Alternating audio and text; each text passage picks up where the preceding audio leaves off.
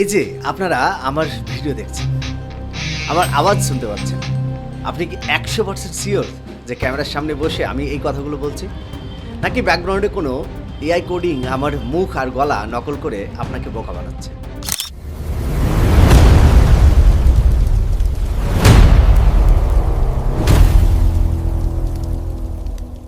ভয় পাবেন না, আমি এখনও আসল মানুষই আছি, কিন্তু আগামী 2 থেকে 3 বছরের মধ্যে ইন্টারনেটে আপনি যা যা দেখবেন তার 90% আর আসল থাকবে না।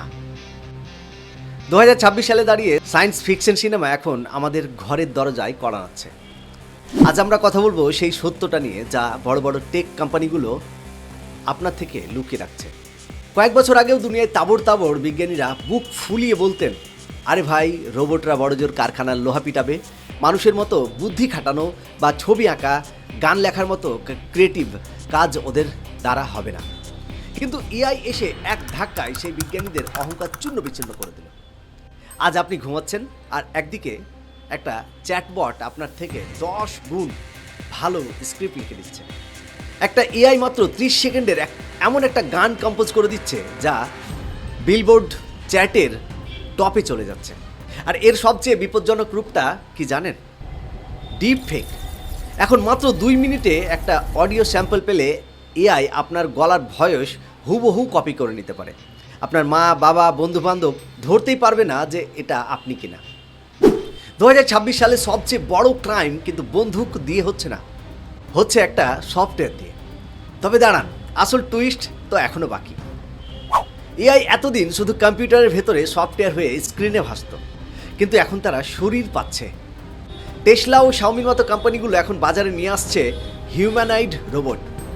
এদের 2টো হাত আছে, 2টো পা আছে, আর আছে একটা এআই মগজ। এরা আপনার ঘরের বাসন মাজা থেকে শুরু করে বড় বড় কোম্পানিগুলো ডেটা এন্ট্রি, লজিস্টিক্স সব একা নিজ হাতে করতে পারে। এবার একটা বিজনেসম্যানের বুদ্ধি দিয়ে ভাবুন, এই রোবটগুলোর কোনো উইকেন্ডে ছুটি লাগে না, এরা কোনোদিন অসুস্থ হয় না, এরা কখনো স্যালারি বাড়ানোর জন্য স্ট্রাইক করে না। তাহলে আগামী দিনে বড় বড় মাল্টিন্যাশনাল কোম্পানিগুলো আপনার আমার মতো মানুষকে কেন চাকরিতে রাখবেন? উত্তরটা খুব সহজ, রাখবে না। আমরা এক বিশাল গ্লোবাল বেকারত্বের দিকে এগিয়ে যাচ্ছি। ওটা এখানেই শেষ হতে পারত, কিন্তু টেক জয়েন্টদের লোভ আকাশ ছোঁয়া। তারা এখন মাটির নিচে বা সমুদ্রের নিচে ডেটা সেন্টার বানিয়ে শান্ত হচ্ছে না। এলেন মাস্ক বা এনভিডিয়ার মতো কোম্পানিগুলো এখন মহাকাশে অর্থাৎ স্পেসে এআই সুপার কম্পিউটার পাঠানোর প্ল্যান করছে। কেন জানেন?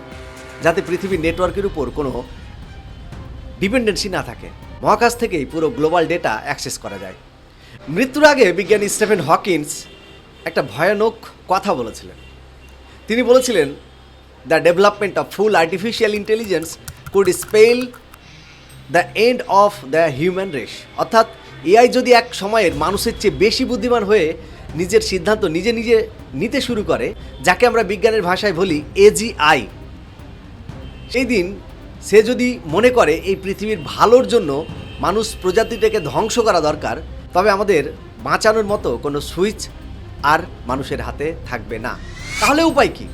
আমরা কি সব ছেড়ে ছুড়ে দিয়ে আদিম যুগে ফিরে যাব? একদমই না।